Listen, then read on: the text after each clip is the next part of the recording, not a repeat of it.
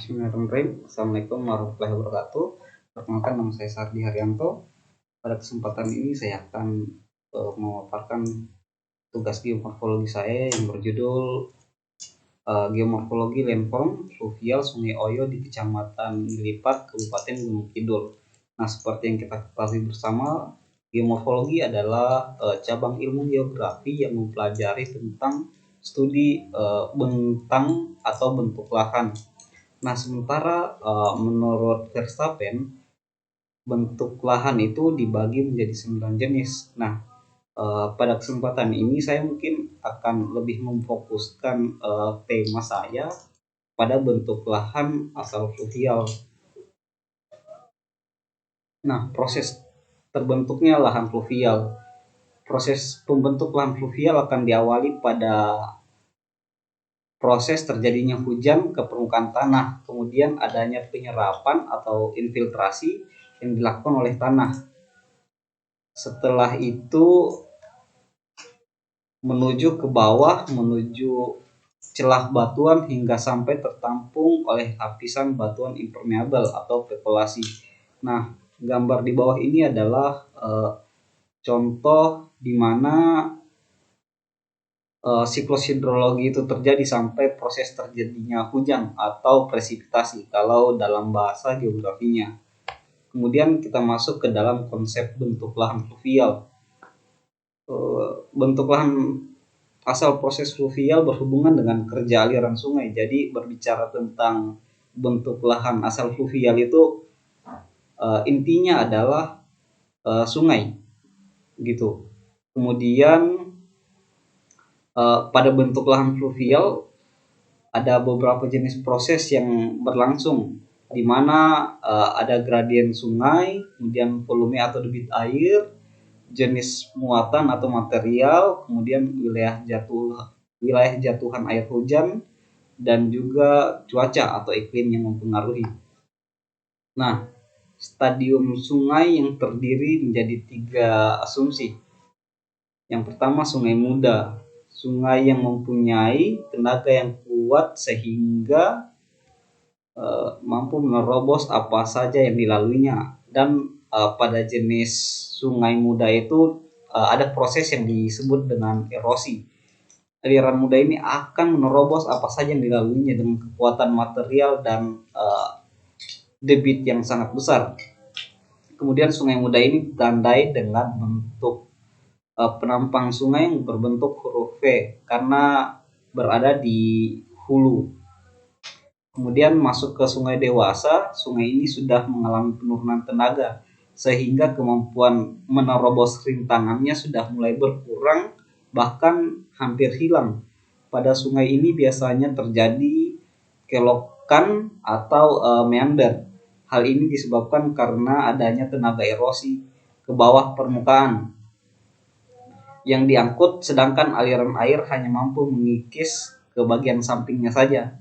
Nah, di sini sudah mulai terjadi perbedaan. Kalau di sungai muda itu semua dihajar, semua diterobos, baik dari samping maupun bawahnya. Sementara di sungai dewasa itu tinggal bagian sampingnya saja yang diterobos.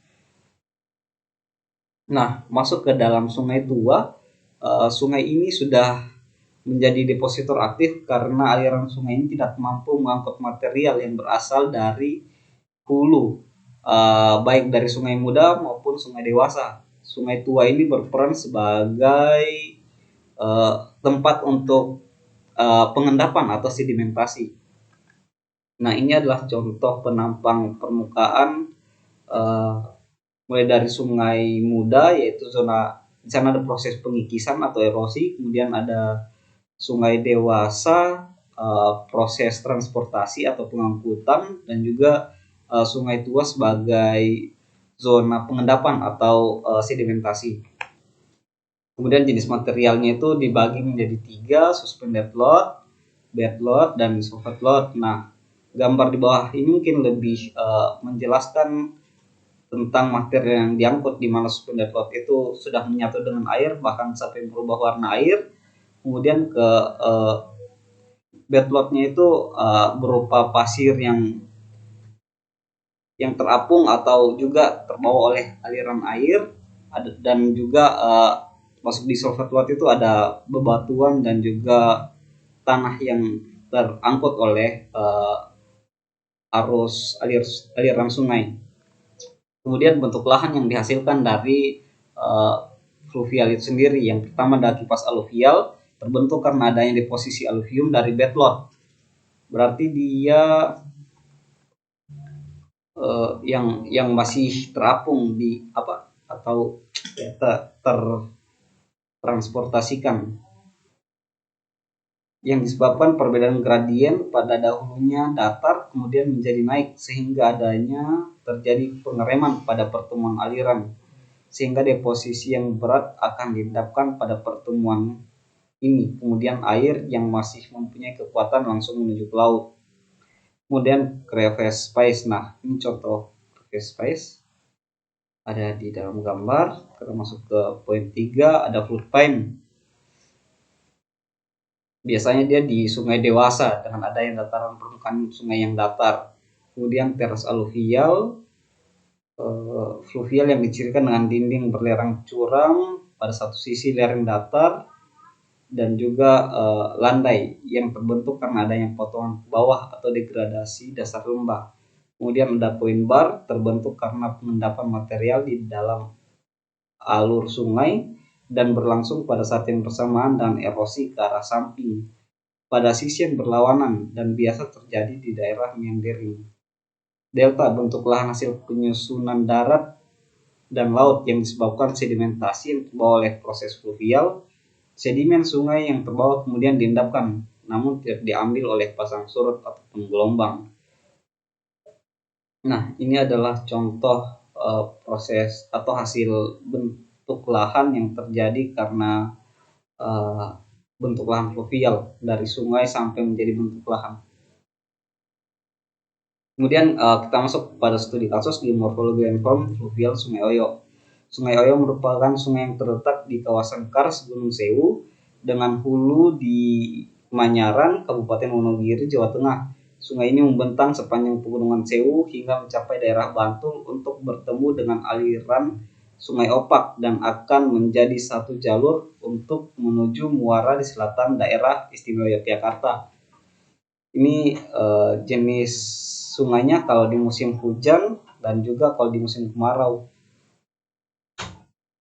Menurut Afif Azari, bahwa pada stadium pembentukan kars didominasi oleh proses fluvial, tetapi proses pelarutan tetap berlangsung pada saat itu, walaupun masih kalah dengan fluvial, sehingga kenampakan yang terjadi di Sungai Oyo ini menjadi didominasi oleh adanya lereng kars yang ada di sisi aliran yang dilalui. Sungai ini merupakan jenis sungai periodik yang dikarenakan adanya pengurangan air sungai saat musim kemarau terjadi dan akan banjir saat musim penghujan dengan adanya bukti saat bekas air naik secara maksimal di daerah lereng bukit. Aliran Sungai Oyo yang keruh disebabkan banyak membawa suspended load hasil adanya erosi dari hulu yang berada di Manyaran. Hasil ini terjadi karena kecepatan aliran dan adanya perbedaan ukuran butir material yang dibawa.